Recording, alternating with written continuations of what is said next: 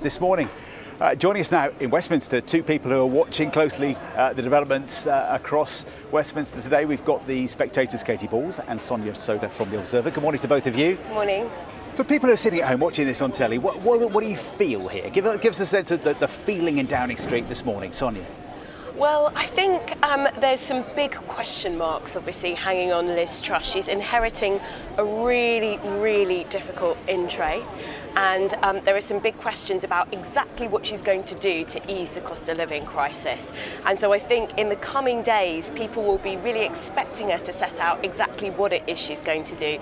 Is she talking about freezing prices for 4 to 6 months, or is it for longer? Is it freezing wholesale prices, or is it freezing the bills that people pay?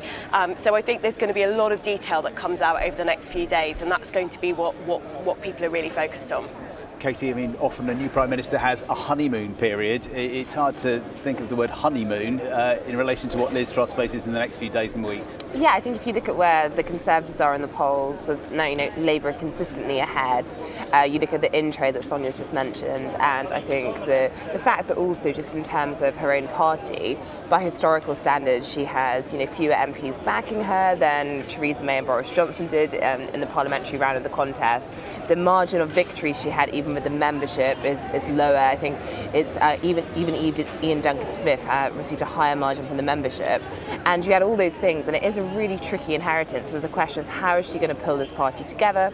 How is she going to deal with the economic situation? And therefore, even if she does get a bounce, it's hard to see that being a period where one would even think about having an early election. In the sense that some leaders think, this is a good time for me. It's hard to imagine that here. It would have to be a mighty big bounce.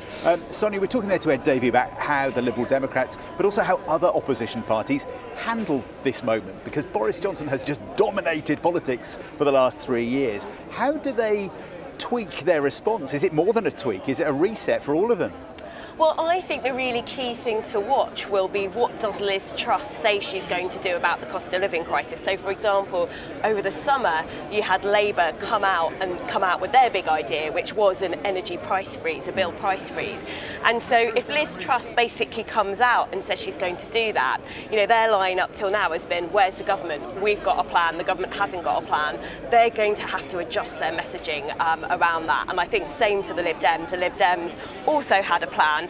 Once Liz Truss has come out with hers, they're going to sort of have to adapt their messaging.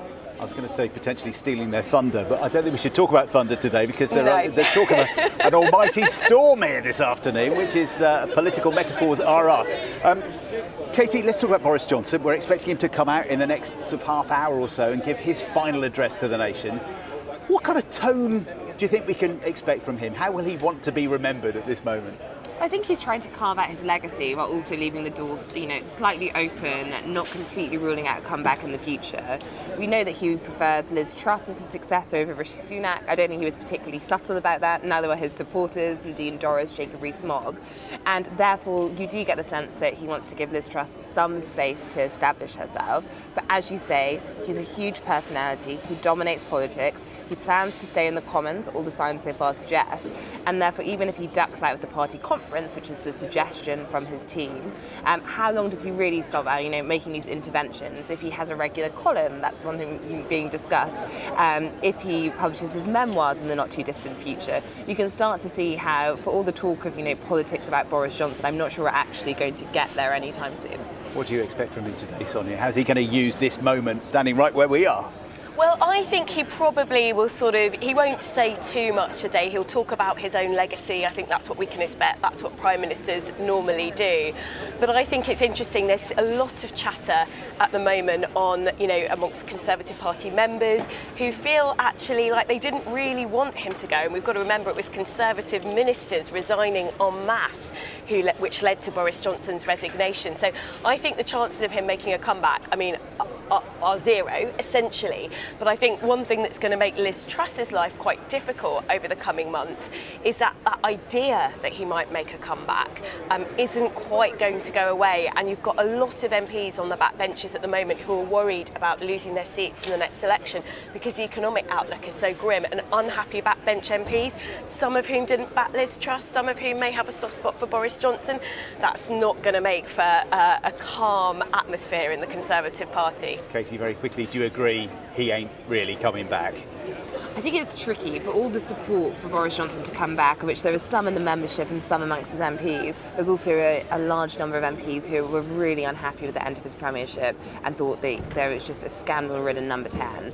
And therefore, I think you could have a situation where people try and push Liz Truss out, but once again we'll be back to a similar situation as summer. No one can quite agree what should come next. OK, thank you both very much indeed. Are you going to reserve your spaces? Because, yeah, you need to throw down a jacket or a coat or something. It's going to get very busy here, isn't it, this morning? Sharp elbows, is that how you do it? We've got sharp elbows, haven't we? I think we're going to have to crouch down and get out of the way as well. Thank you both very much indeed. All change at Downing Street, all change in the weather as well. And I said that Boris Johnson is going to be thinking and looking at the forecast, because the forecast for Downing Street this morning and for Liz Truss this afternoon for her speech, crucial.